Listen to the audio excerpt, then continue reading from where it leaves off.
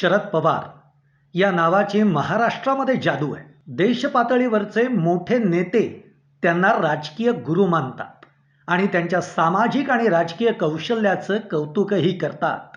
पवार साहेब कधी काय राजकीय खेळी करतील हे आजवर मोठ्या मोठ्या राजकीय विश्लेषकांना सुद्धा सांगता आलेलं नाहीये आणि याचाच प्रत्यय 2019च्या विधानसभेनंतर झालेल्या घटनांमधून येतो. उत्तम राजकारणी आणि जनतेसाठी कायम तत्पर असणारा नेता म्हणून जनतेनं देखील कायम त्यांना पाठिंबा दिला.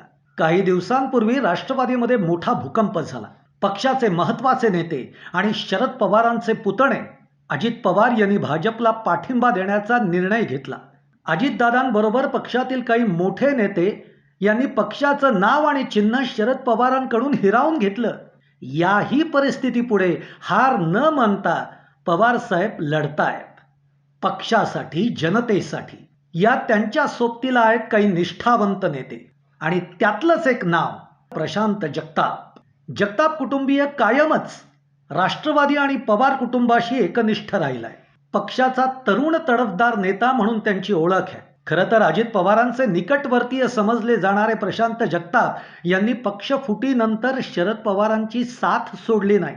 कोणत्याही प्रलोभनांना किंवा दबावाला बळी न पडता ते मूळ राष्ट्रवादीशी एकनिष्ठ राहिले.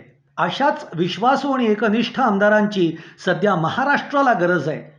त्यामुळे जनता विधानसभेच्या निवडणुकीमध्ये प्रशांत जगतापांच्या पाठीशी खंबीरपणे उभी राहील यात शंकाच नाही.